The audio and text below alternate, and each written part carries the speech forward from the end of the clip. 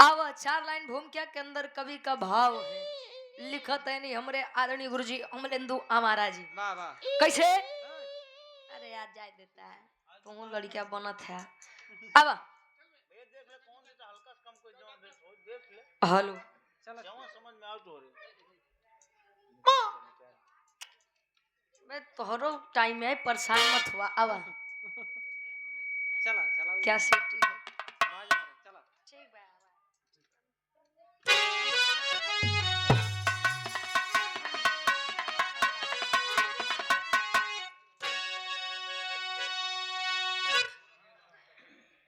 कहे चक्र सुदर्शन त्रिशूल बज विश्वकर्मा जी जिसको है खुद ही बनाए। अरे पुष्पक विमान की रचना किए, रावण भी जिसको हवा में उड़ाए। अरे कर्ण का कुंडल दधीची की हड्डी से, अरे दिव्य यस्त्रो की रचना और देखो रचा।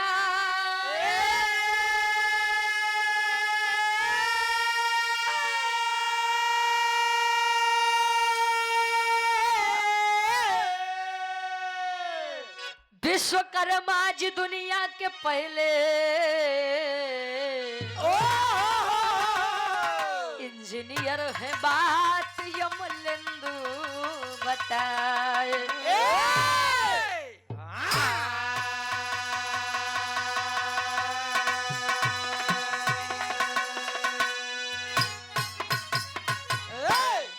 कहे चक्र सुदर्शन त्रिशूल बज विश्वकर्मा जी जिसको है खुद ही बनाए। पुष्पक विमान की रचना किए, रावण भी जिसको हवा में उड़ाए। कर्ण का कुंडल दधीची की हड्डी से, दिव्यास्त्रों की रचना है देखो रचाए। तो विश्वकर्मा जी दुनिया के पहले इंजीनियर हैं, बात अमलेंदु बताए।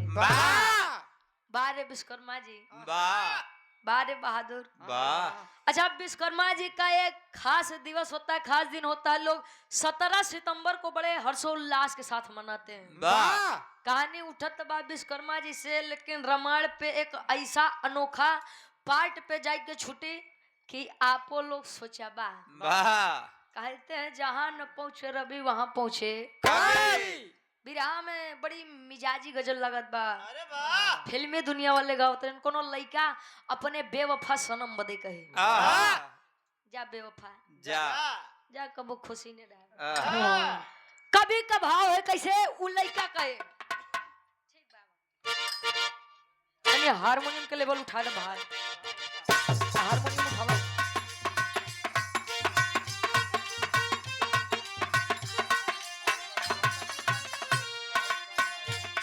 लइका कहे,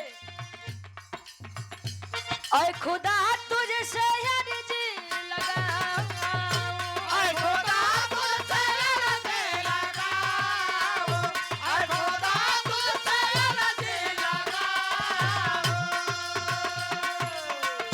ऐ खुदा तुझसे अर्जी लगाऊं, वो मुझे मैं उसे भूल जाऊं, वो मुझे मैं उसे भूल जाऊं, वो मुझे मैं उसे भूल जाऊं, ऐ खुदा तुझसे अर्जी लगाऊं, ऐ खुदा तुझसे अर्जी लगाऊं, वो मुझे मैं उसे भूल जाऊं, वो मुझे मैं उसे भूल जाऊं।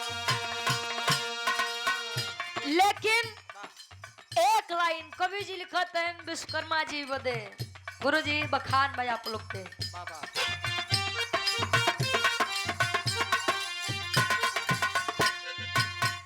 कला विश्वकर्मा अपनी दिखाए, कला विश्वकर्मा अपनी दिखाए, कला विश्वकर्मा अपनी दिखाए, कला विश्वकर्मा अपनी दिखाए।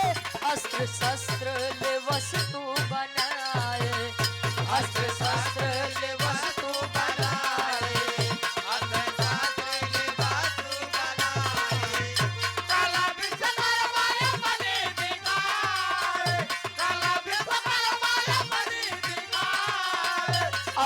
शस्त्र ले वस्तु बनाए।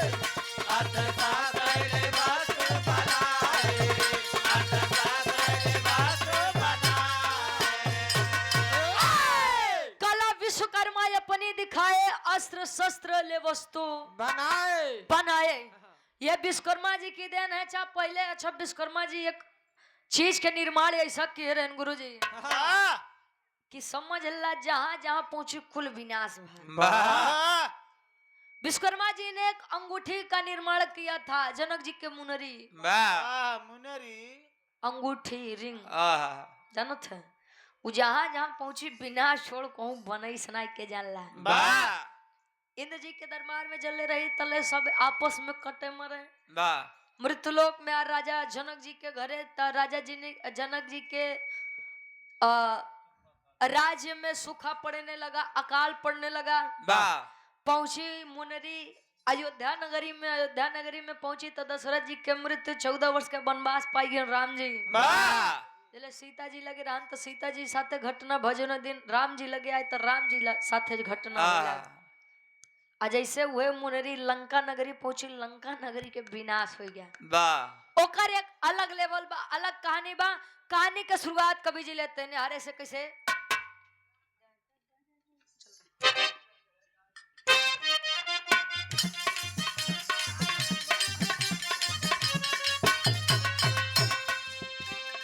समय था ऐसा सजा इंद्र के दरबार रहे।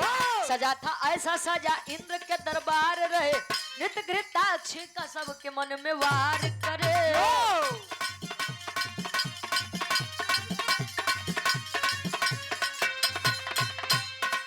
अप्सरा घृताक्षी जो नित्य की दीवानी थी। अप्सरा घृताक्षी जो नित्य की दीवानी थी। उन्हीं की बेटी चित्रांगदा सयानी थी।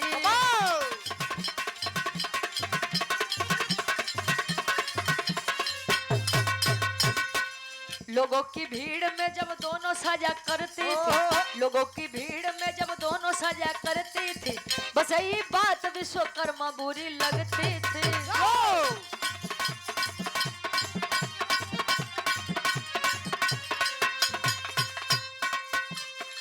नित्य से क्रोधित विश्वकर्मा रहा करते थे।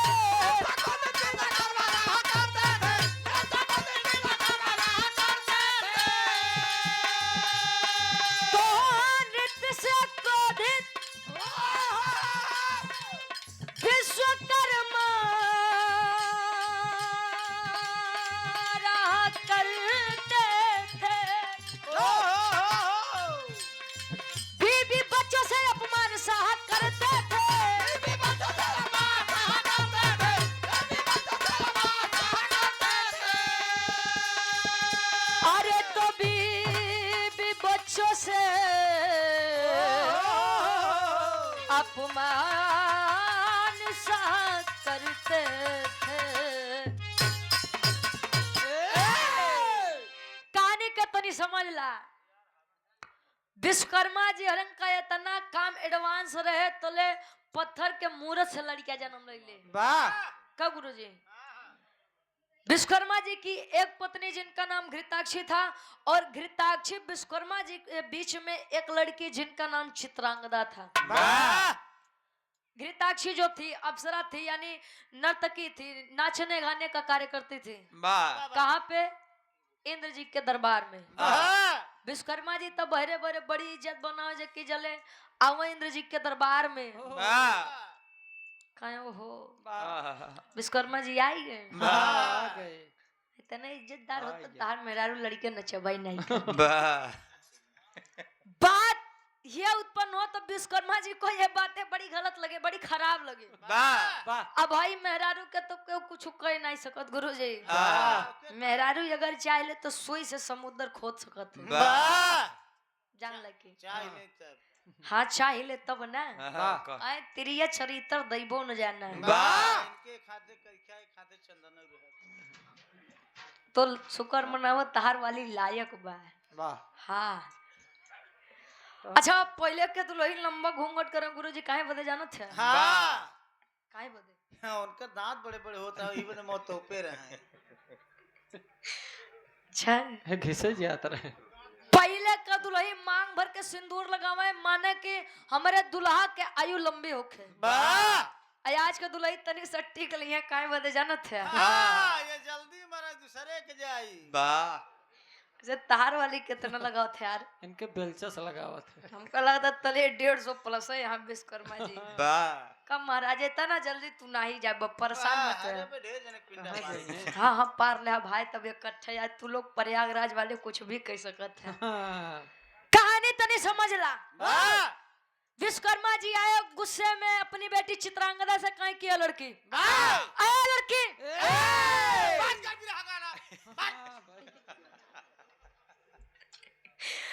कहे कि मुझे ये नहीं समझ में आता कि तेरी माँ यदि नाच गा रही है तो तेहू विश्वकर्मा जी के नाम कटवाओगे। बात कर जब तक बिरा चल घरे बात बंद कर। अरे तो विश्वकर्मा जी हाँ जी हम बैठ जाए तो लगते ही रह जाए। आ बेटा चलो। हाँ गुरु। अच्छा बिहार विश्वकर्मा जी लगे गुस्सिया के बोले बतियावे चित्रांगदा से तो चित्रांगदा को यह बात बड़ी बुरी लगी कि मेरे पिता ही मुझे अगर इस तरीके से शब्द से नवाज रहे हैं बोल रहे हैं तो ये तो बड़ी खराब बात है। बुरा लगा स्वर्गलोक को छोड़ के चली है चित्रांगदा मृतलोक यानी मृतलोक हमारे और आपके मृतलोक में आई तो ले यहीं के एक राजा है जिनका नाम राजा सूरत है। राजा सूरत से जब टकराव हुआ तले होत का एक लाइन गीत लगत बा कोनो दुल्हा अपने दुल्ही से कहे। यो गीत मार्केट में बड़ी वायरल रही कैसे।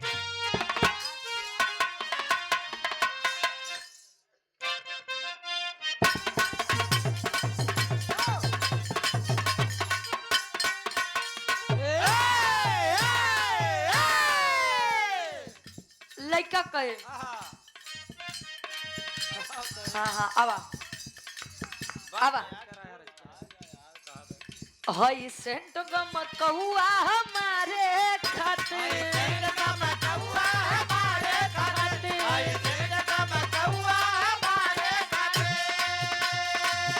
सब सामान बावे तोरे सिंगारे खातिर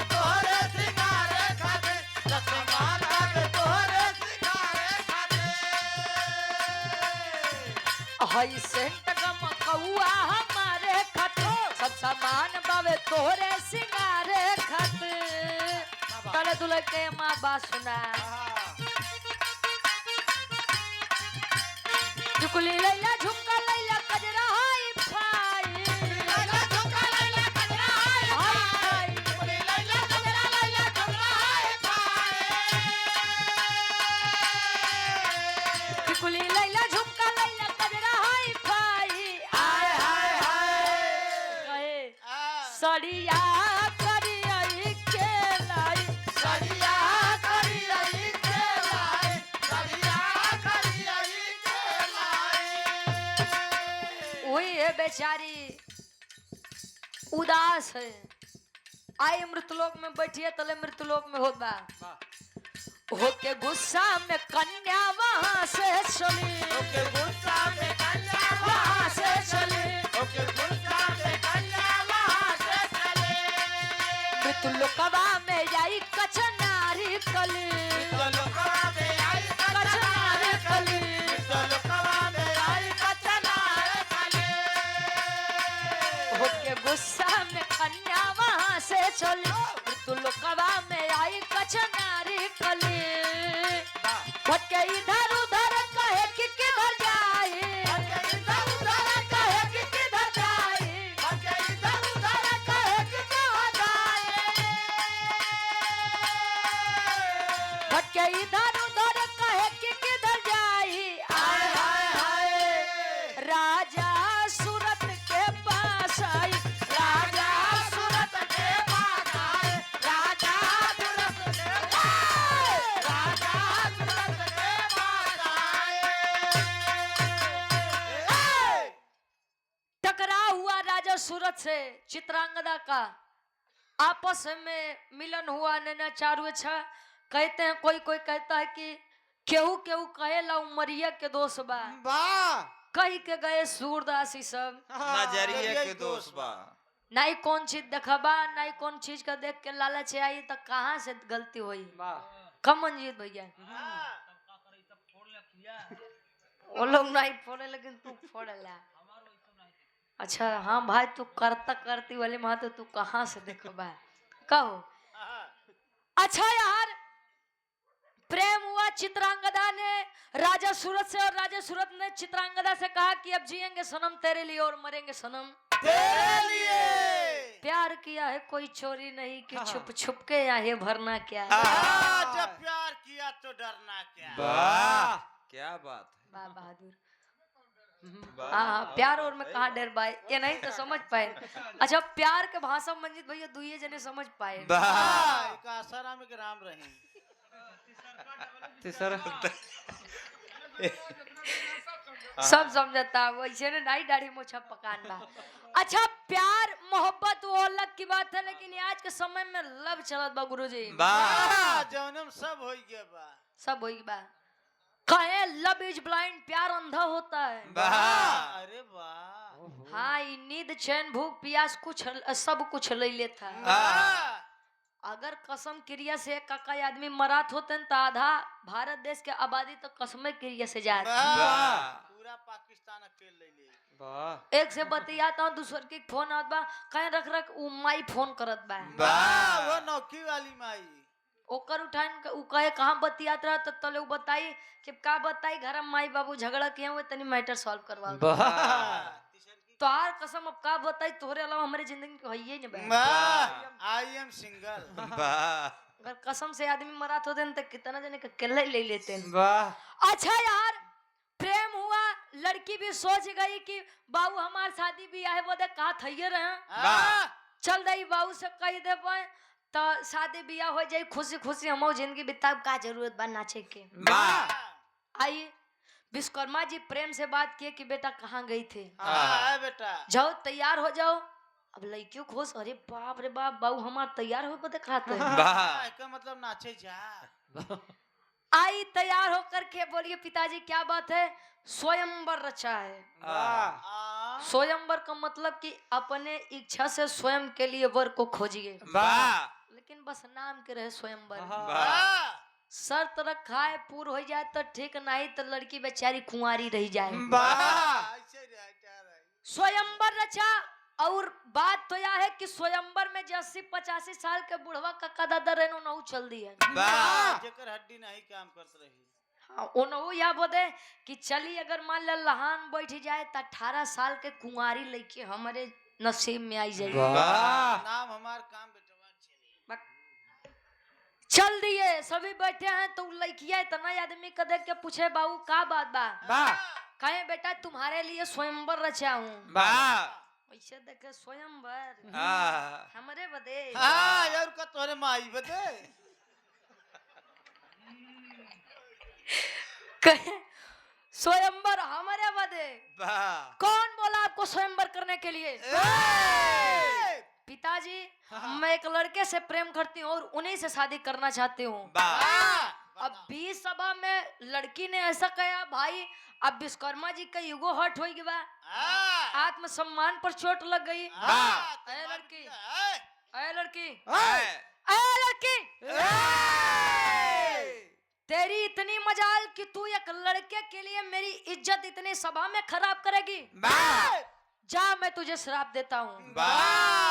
कवन वाली 75 वाली उससे काम ना चलिए 26 वाली ले। एक जने होता समझबो करी तीनों जने वैसे ना है।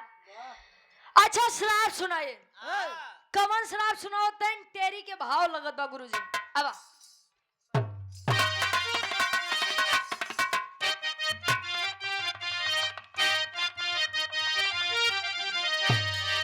स्वयंवर अपने आप रच दिए। अरे तो स्वयंवर अपने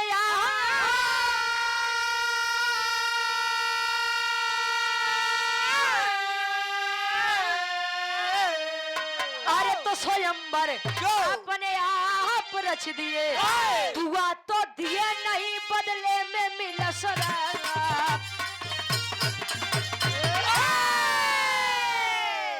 श्राप सुनाए कि लड़की तू जिसके लिए ये कर रही है, जा मैं तुझे श्राप देता हूँ, जिससे भी शादी करेगी उसकी मृत्यु मंडप में हो जाएगी। वाह मतलब जैसे वह सिंदूर डालेगा, सुहागन बनते ही तू विधवा हो जाएगी। वाह पहले के ऋषि मुनि कुशियां है तो पहले श्राप पे सुनावाए। वाह जा श्राप सुनाया, अच्छा लड़की मन मार के आई, एक बार सोचे शादी कर लूं, एक बार सोचे अगर शादी कर लूंगी कोनो मतलब नहीं। मेरे पति परमेश्वर के पास चले जाएंगे तो मतलब ही क्या निकलेगा। वाह यही सोच करके लड़की कूदी है पानी में अपनी जान देने के लिए।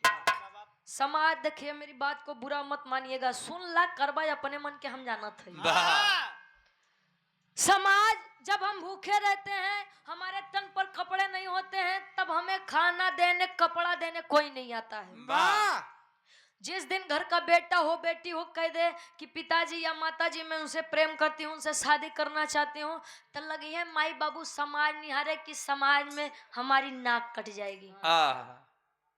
जब तक समाज लगते हैं उस खोखले समाज का ढिंढोरा पीटने, अरे साहब समाज क्या हमारे बच्चों से बढ़ के हो जाता है। वाह बच्चा इस संसार को अलविदा कह के चला जाएगा तो क्या समाज आपके बच्चे को वापस दिला सकता है? वाह नहीं दिलाएगा। तो ये सब बातें बंद कर दिए। अगर प्रेम सत्य है, सच्चा है, आज के समय में लड़का नशा पता ही नहीं करत बा, तो जान ला तू राम पाई गया। वाह हाँ अगर नशा कर ले जान लो भोलेनाथ। आयार गुरुजी, हाँ जी। हम कईयो बारात में ऐसा देखे, विश्वास माना लड़का 50,000 1 लाख कमात रहे, लड़का कितना करिया हो, वाह करिया कितना होई। माई बाबू का कहिए, अब का बताई लड़कवा एकदम राम बा। वाह हाँ बिटिया तू सीता बन के रह। हाँ भैया, ऐसा आप कूदी है चित्रांगदा पानी में अपनी जान देने के लिए। पानी का बहाव तेज है, एक मुनि की कुटिया के सामने आती है जिनका नाम ऋतिक ध्वज मुनि बताया गया। मुनि साहब आदेश दिए, बेटा जाओ देखो कौन है, लेकर आओ। जाओ बेटा। लेकर आए, लड़की को होश आया, तले पूछते हैं बेटा इतनी कम उम्र में इतना बड़ा फैसला क्यों? तब वो बतावत बा कैसे चौक के भाव लागत बा। अब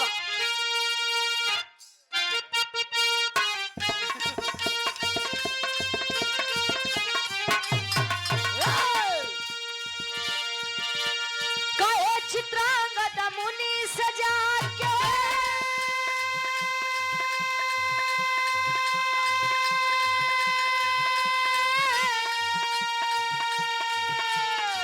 जीवन अब स्वीकार नहीं,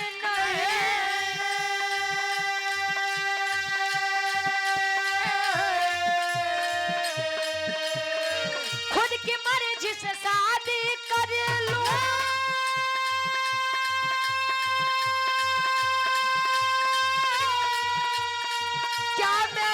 अधिकार नहीं,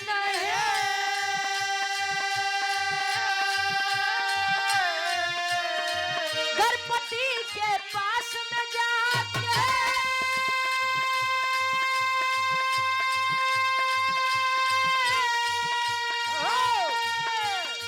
करती मैं श्रृंगार नहीं,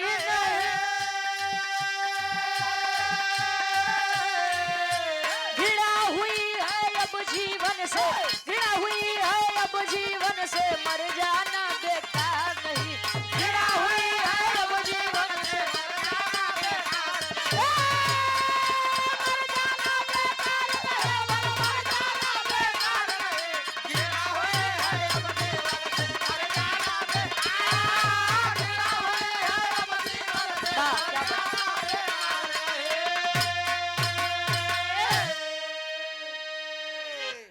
चित्रांगदा मुनि से जात के जीवन अब स्वीकार नहीं, खुद की मर्जी से शादी कर लूं क्या मेरा अधिकार नहीं, गणपति के पास में जाके करती मैं श्रृंगार नहीं, घृणा हुई है अब जीवन से, मर जाना बेकार नहीं। कहे बाबा राजू इस संसार के सबसे बड़े रचनाकार आविष्कार जो करते हैं, यानी मैं विश्वकर्मा जी की बेटी चित्रांगदा हूँ। तब इतना बड़ कदम, उतना महान पुरुष के हो करके आप बेशक कार्य करते हैं, क्या बात है। कहे मैं आप वहीं के मृत्यु लोक के एक राजा थे जिनका नाम राजा सूरत है, उनसे प्रेम करती थी और उन्हीं से विवाह करना चाहती थी। मैंने बात पिताजी को बताई, पिताजी को यह बात रास नहीं आई। उन्होंने मुझे श्राप सुना दिया कि मैं उनसे अगर शादी करूंगी तो मेरे पति की मृत्यु बीच मंडप में हो जाएगी। और साहब मैं अपनी वजह से किसी की जिंदगी खराब नहीं नहीं करना चाहती। या तरफ से ही बतावत है तले विश्वकर्मा जी खो जाते हेरत पहुंचन कहीं कार्य लकी चलू घरे तार माई तो याद करत बा चल बेटा तले उ कहे हम नहीं जाब। क्यों नहीं जाएगी? कहे कि बस ऐसे नहीं जाऊंगी। ऋतिक ध्वज मुनि समझाने लगे कि विश्वकर्मा जी अगर लड़की प्रेम करती ही है तो शादी करवा दीजिए।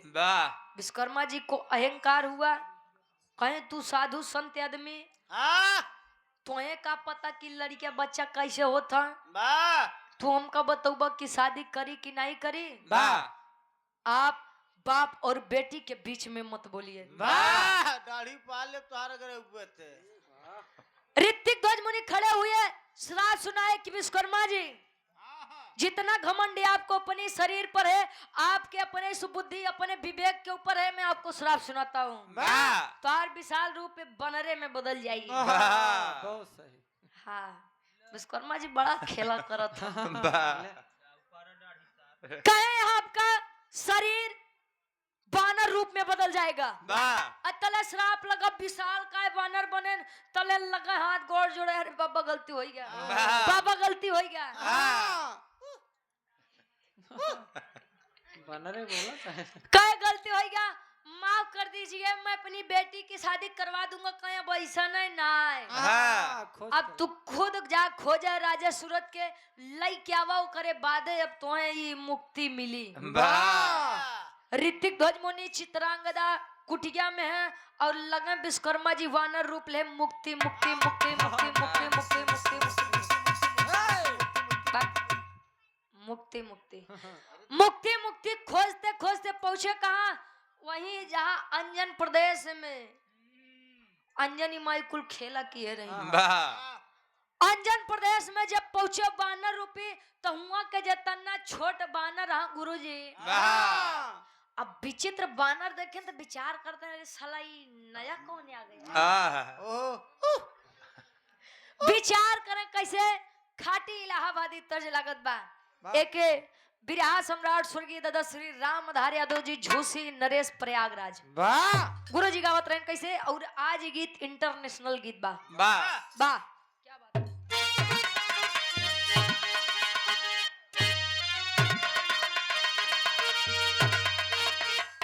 आए हाय अरे राम झको रमार झूलने, अरे राम झको रमार झूलने काहे साड़ी लाराय हो झको रमार झूलने।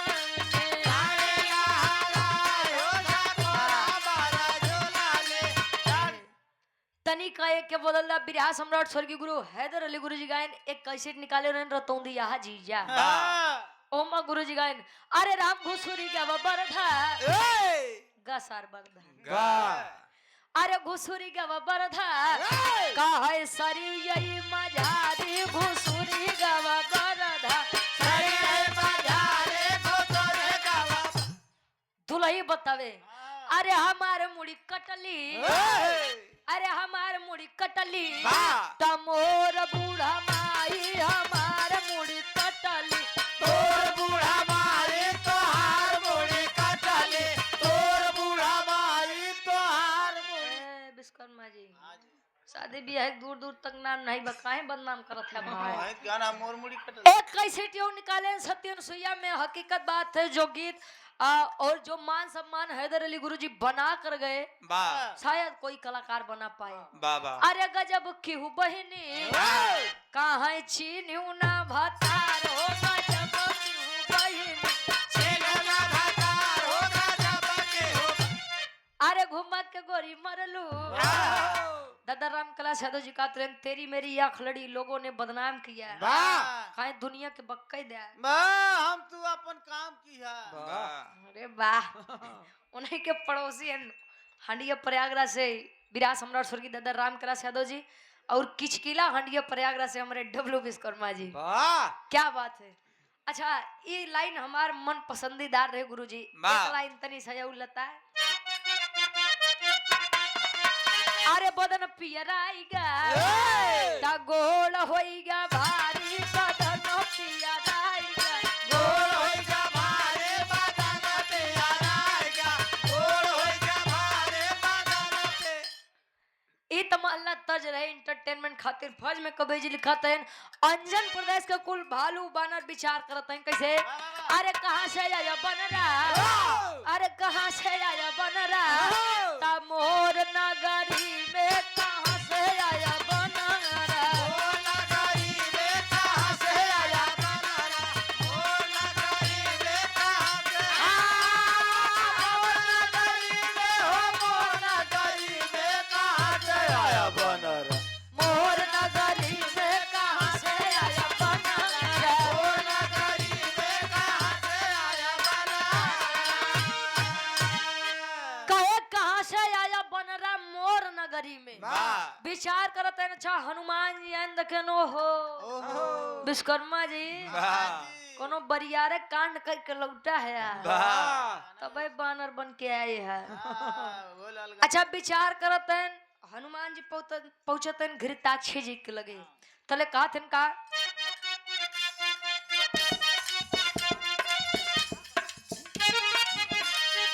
गए हनुमान तब घृताक्षी को ले आए घृताक्षी को ले आए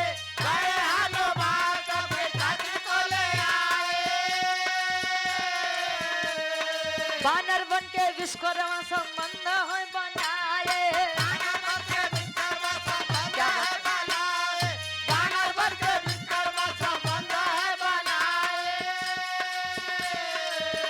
अरे दुई लड़ी का पैदा भइले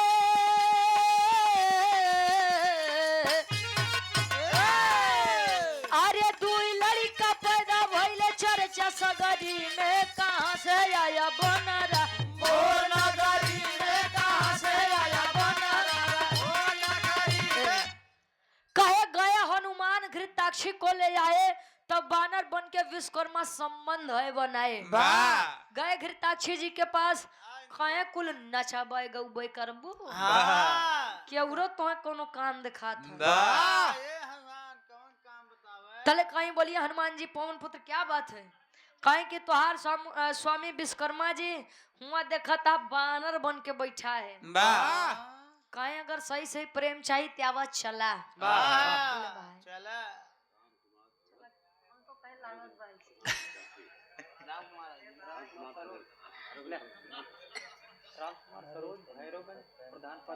आदरणीय आप सम्मानित श्री आदरणीय बड़े सम्मानित हमारे गार्जियन जी राम कुमार सरोज जी जो कि प्रधान पद के भावी प्रत्याशी हैं भैरवगंज से हमारे गार्जियन जी 200 रुपए का सम्मान बहुत बहुत धन्यवाद आशीर्वाद के चाह रहे ईश्वर कर रहे हैं जीता भाई वैसे सब चीजें में इतनी मेहनत नहीं करे पड़त जितनी मेहनत प्रधानी में करे पड़त है बड़ी मेहनत करे पड़े। हाँ हो एमा कच्ची दारू कच्ची और पक्की दारू पक्की और मुर्गा दारू बस कर भाई सब जानते हैं बस कर जे प्रधान पतियां जानते हैं 4 लाख जाई 5 लाख जाई तुम बता दा ये रिहर्सल करत हलड़ वही हाँ। कहानी का तनी समझ ला गए लेकर आए घृताक्षी जी कहीं कहाँ है हमारे स्वामी प्रेम हमें भी करना है कहाँ गए बताइए कहीं स्वामी तोहर वह बानर बन के बैठा है वाह बैठा बड़की पोंछ वाला लाल कहे तब का तू बनरी बना तले से देखे हनुमान जी का कहीं पागल हो गए हो दिमाग खराब बा तोहार चक्कर में हम बनरी बना कहे मतलब ये के चक्कर में इतना सुंदर हमारा रूप हम बनरी बनब दिमाग उमाग तो ठीक बा लाखों आशिक मर जाते हैं मेरी एक मुस्कान पे घृताक्षी की आत्मा नहीं के अंदर बा। आज जात है काहे की जब नहीं चाहिए प्रेम तो भाई जा हम यारे कहूँ सेटिंग कराओ विश्वकर्मा जी की और क्या है। काहे ना स्वामी अच्छा एक बात है मेहरारू काठियों को सवत नहीं बर्दाश्त करे। अच्छा वानरी रूप जब धारण की घृताक्षी जी तैयाई के विश्वकर्मा जी के सामने लगे पोज पर पोज मार रहे लगे पोज पर पोज मारे तब विश्वकर्मा जी के कहा मुक्ति खोजी और लगन पिछुआए जब पोज मारी तो लगन विश्वकर्मा फोटो ही लागे कहे अब मुक्ति गए भाड़ में सामने आए बा। पहले जवन सामने आए बा ओके देखा। अच्छा पीछे पीछे गए प्रेम हुआ। एक बात जान लीजिए ये दुनिया के आकाश सत्य है और दुनिया को बढ़ाने के लिए ये करना बहुत जरूरी है। कहीं एक से भले दो और दो से भले चार कोई भी हो इंसान हो पशु हो पक्षी हो संबंध सब में बनता है। वानरी रूप विश्वकर्मा जी और वानरी रूप घृताक्षी का जब प्रेम हुआ संबंध बना दोनों के संबंध से दो बच्चों का जन्म हुआ। जब दो बच्चों का जन्म हुआ अब दो लड़का के रहन उनके बाद के बाद छोड़ा पहले एक के देखा कि विश्वकर्मा जी कहे कहा वो दो लड़का याद किए रहा नाम बताओ उनकर नाम के बा और रामायण में इनकर बहुत बड़ी भूमिका रहे।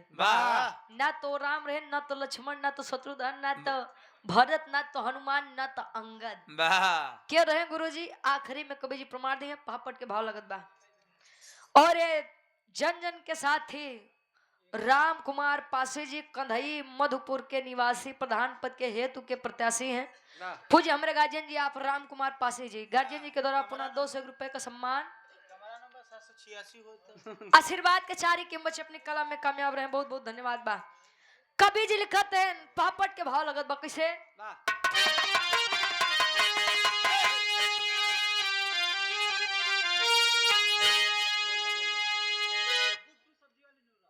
गुड्डू सब्जी वाले नेवरा की पौंसठ में से गार्जियन जी के द्वारा 200 रुपए का सम्मान बहुत बहुत धन्यवाद बा। आशीर्वाद के चारे इसे बेचता रहा भाई बहुत बहुत धन्यवाद बा। 100 में सबके अब तले भैया उनको लोग को पिया दे फिर बाद में उनको लोग को पिया दे। अरे कहे मुनि जी करा दान कन्यादान मान ना जाए दे। अरे कहे मुनि जी करा दान कन्यादान मान ना जाए दे तना ही साबा दुनिया में अपमान मान ना जाए दे। काहे साबा दुनिया में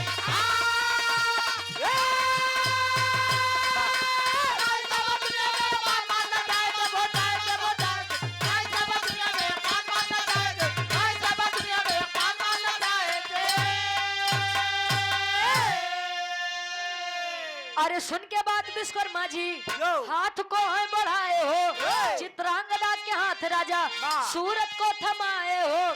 अरे कहे खुशी रहा दुइनो संतान मान ना जाए दे तनाई साब दुनिया में अपमान मान ना जाए दे।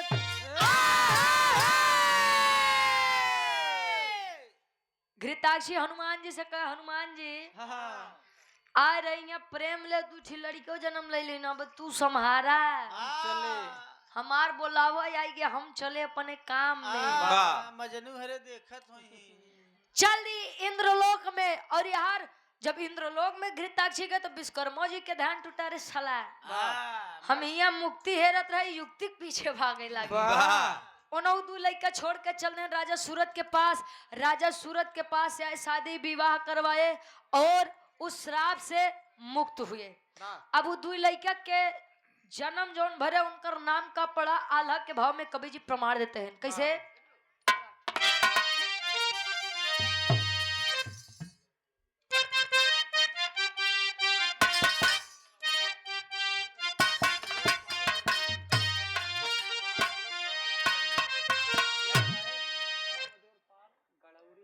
गड़ौरी की 65 में से पूज्य गार्जियन जी आप राम अजोर पाल जी हमारे गार्जियन जी के द्वारा 100 रुपया बहुत बहुत धन्यवाद आशीर्वाद के चारी कहे।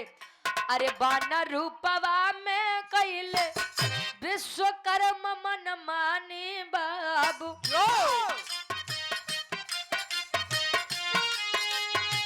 घृताक्षी गुजरी या से संबंध बना पैदा भइले अंजन पर देशवा में बाबू नल नील से कर नाम पड़ी जाए खेल कूद खुशी होई के अंजन पर देशवा में बाबू माई अंजनी लली गोदिया उठाए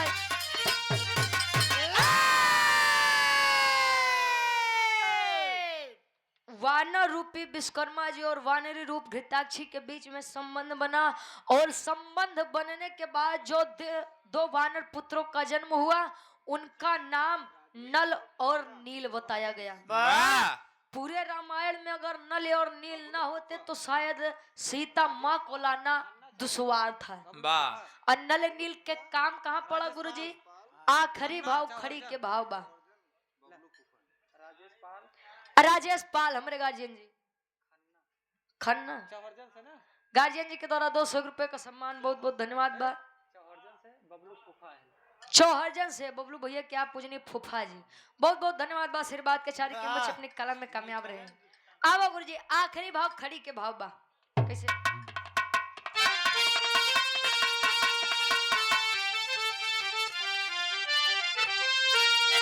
अरे अंजनी से ललना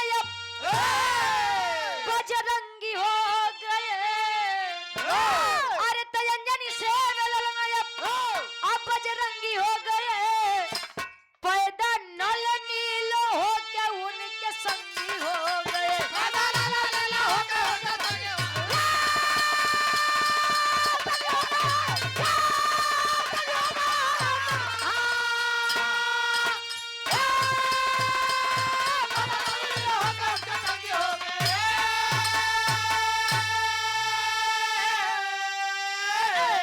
अरे महावीर लंका से खबर लेके आए हो तो नल नील समुद्र के मार्ग है बना।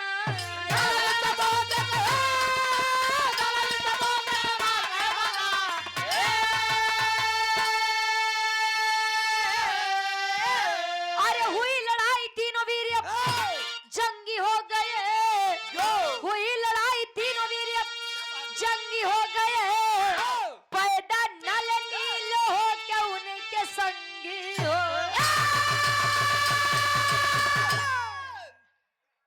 कहे अंजनी से वे ललना ये बजरंगी हो गए तो पैदा नल नील होकर उनके संगी हो गए। हनुमान जी गए पता लेकर आए कि प्रभु जी माई सीता वारे आई वारे आई। राम सेतु निर्माण में सबसे बड़ा योगदान अगर किसी का है तो नल और नील का था। नल और नील को बचपन में श्राप मिला था उनके चंचल स्वभाव के कारण कि आप लोगों को मैं श्राप सुनाता हूँ ऋषि मुनियों के द्वारा कि कोई भी पत्थर हो बड़ा से बड़ा पत्थर हो लेकिन यदि आप लोग उसे पानी में फेंकेंगे वह डूबेगा नहीं। राम का नाम लिख करके पत्थर फेंका गया और राम सेतु का निर्माण हुआ। गुरुजी कभी कभी होता है कि हमारे लिए श्राप भी वरदान बन जाता है।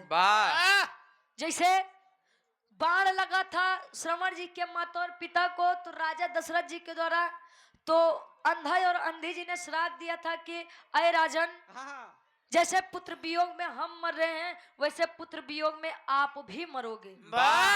राजा दशरथ प्रसन्न हुए। हमरे तो लड़के नहीं यहाँ तब पुत्र वियोग आई कहाँ से?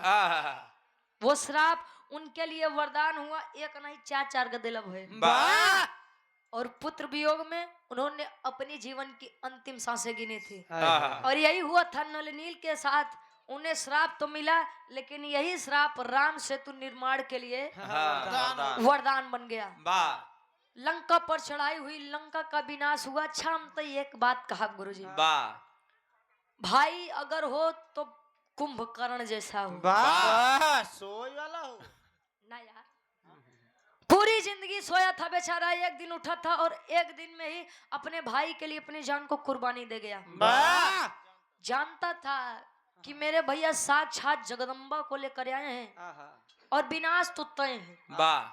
जानता था कि मेरे भाई गलत है, अधर्म की राह पर हैं, लेकिन भाई के प्रेम के नाते अपने भाई के साथ खड़ा रहा, मर मिट गया। ये होता है भाई के प्रति भाई का प्रेम। वाह वाह वाह पहले के लोग कहें कि हमारे भय हरा है, वाह भय हरा का मतलब भय को हरने वाला। वाह आज के समय में और भय करा है, भय करा भय करा का मतलब होता है भय को पैदा करने वाला। वाह कब गुरुजी?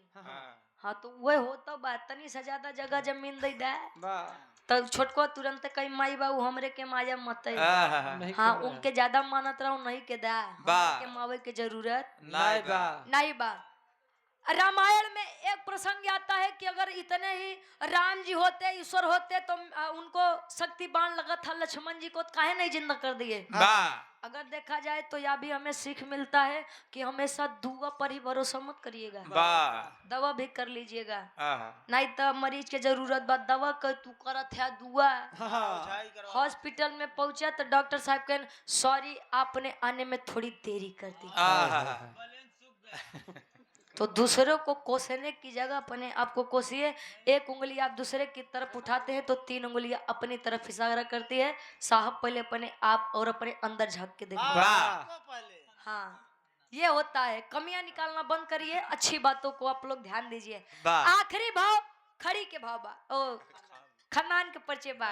बिटिया बता कि बिहार जगत नंबर खन्नान का बा। गुरु बिहारी गुरुलेश गुरु रामलाल मुबारक का।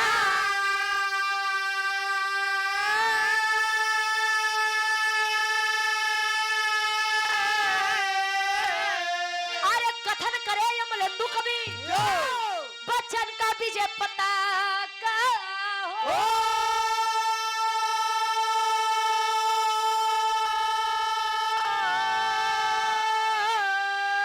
अरे स्वयंवर अपने आप रच दिए, गावे रुचि अदो परी का पानी नाप, स्वयंवर अपने आप रच दिए।